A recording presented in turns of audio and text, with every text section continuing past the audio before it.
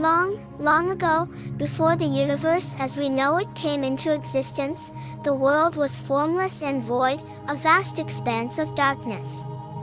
Nothing lived or breathed, there was no light, no life. But in that infinite void, God made a decision to create the heavens and the earth. Thus, the magnificent story of creation, as recorded in the book of Genesis, began. God took 6 days to create everything we see today, the earth, the sky, the stars, the animals, and finally, humankind. On the first day, He created light, separating it from the darkness. On the second, He formed the sky. On the third, He gathered the waters and dry land, causing plants and trees to grow. On the fourth, He placed the sun, moon, and stars in the sky. On the fifth, He created the birds of the air and the fish of the sea. And on the sixth day, after creating all the creatures of the land, God did something truly special. He created the first human, Adam. This is where our story truly begins. On that sixth day, God decided to create a being unlike any other, a being in His own image, with intelligence, free will, and the capacity to reflect His divine nature. So, from the dust of the earth, God formed the first man. He shaped him carefully, and then He breathed into his nostrils the breath of life. At that moment, the man came alive, not just as a creature, but as a living soul. His name was Adam. Adam was unlike any other creature on earth. While the animals lived by instinct, Adam was different. He had a mind, a heart, and a spirit capable of understanding the world around him. God saw that Adam was good, and He was pleased. God had made Adam in His image, and as such, Adam had dominion over all living things on earth. But God wanted Adam to live in a place worthy of him, a place of beauty and abundance, so He created a special home for him, the Garden of Eden. The Garden of Eden was a paradise, a perfect sanctuary filled with lush trees, vibrant flowers, and crystal-clear rivers. It was a place of absolute peace and harmony, where everything Adam needed was provided. God placed Adam in this beautiful garden and gave him a purpose, to work it and take care of it. Adam had the responsibility of tending to the garden and naming all the animals that roamed its fields or flew in the sky. Life in Eden was peaceful and full of joy. Even in such a perfect environment, something was missing. Adam, despite having all the animals for company, still felt a deep sense of loneliness. Though he was surrounded by beauty and life, there was no one like him, no one to share his thoughts, his joy, and his companionship. God saw this and said, "It is not good for the man to be alone. I will make a helper suitable for him." So, God caused Adam to fall into a deep sleep. While Adam slept, God took one of his ribs and closed up the place with flesh. From that rib, God formed the first woman. She was like Adam, yet different, crafted with the same care and love. When Adam woke from his sleep and saw the woman, he was filled with joy and said, "This is now bone of my bones and flesh of my flesh. She shall be called woman, for she was taken out of man." Thus, Adam and Eve were united as the first couple, companions created to walk together through the world God had made. They lived in harmony in the Garden of Eden, with no worries, no fears, and no shame. Together, they enjoyed the abundance of the garden and each other's company, basking in the presence of God. In the Garden of Eden, Adam and Eve had everything they needed. They were free to eat from any tree in the garden, to roam as they pleased, and to enjoy the splendor of God's creation.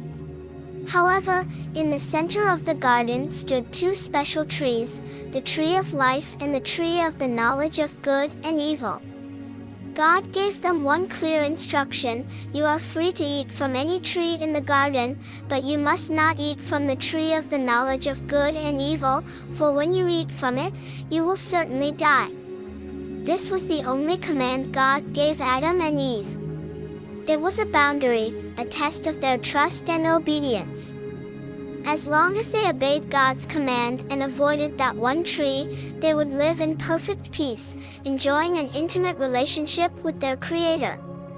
For a time, Adam and Eve lived happily in Eden, obeying God's command and enjoying the paradise they had been given.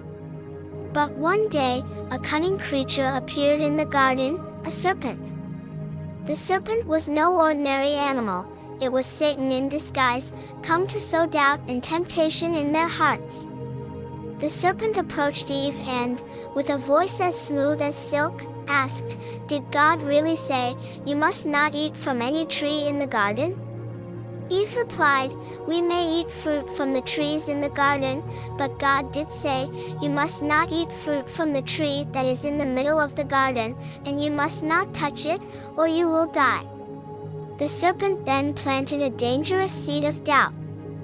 "You will not certainly die," it hissed. "God knows that when you eat from it your eyes will be opened, and you will be like God, knowing good and evil." Eve looked at the tree again. The fruit was beautiful, pleasing to the eye, and desirable for gaining wisdom. Suddenly, she began to wonder if the serpent might be right. Maybe God didn't want them to eat from the tree because he was keeping something from them, something valuable. Eve reached out, took the fruit, and ate it. She then gave some to Adam, and he, too, ate. The moment Adam and Eve ate the fruit, something inside them changed. Their eyes were opened, just as the serpent had said, but instead of gaining divine wisdom, they felt a deep sense of shame. They realized for the first time that they were naked, and they were embarrassed by their nakedness. They quickly sewed fig leaves together to cover themselves, hiding from each other and, worse, from God. As the evening came, God walked through the garden, calling out to Adam, "Adam, where are you?" Adam and Eve, now filled with fear, hid among the trees. But they could not hide from God. Adam finally answered, "I heard you in the garden, and I was afraid because I was naked, so I hid." God asked, "Who told you that you were naked? Have you eaten from the tree that I commanded you not to eat from?" Adam, ashamed, tried to shift the blame. "The woman you put here with me, she gave me some fruit from the tree, and I ate it." God then turned to Eve, who also tried to pass the blame.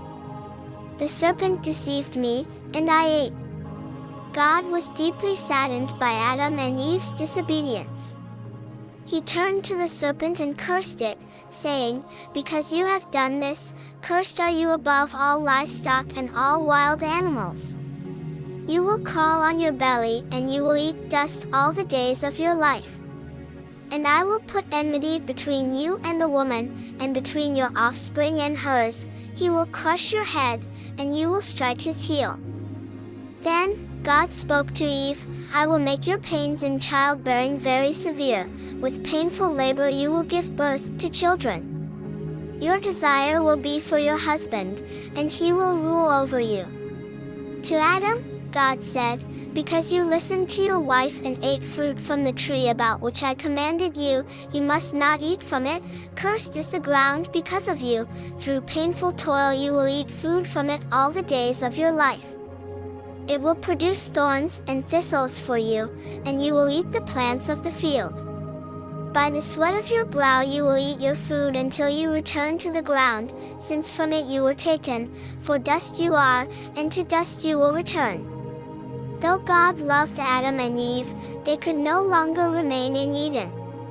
Their sin had brought death into the world, and they were now separated from the perfect relationship they once had with God. So, with a heavy heart, God banished them from the garden. He placed mighty cherubim and a flaming sword at the entrance to guard the way to the tree of life, so they could not return and live forever in their sinful state. Before they left, however, God showed his love and mercy. He made garments of skin for Adam and Eve, clothing them properly for the world they were about to enter. Though they had sinned, God still cared for them, and his plan for redemption had already begun.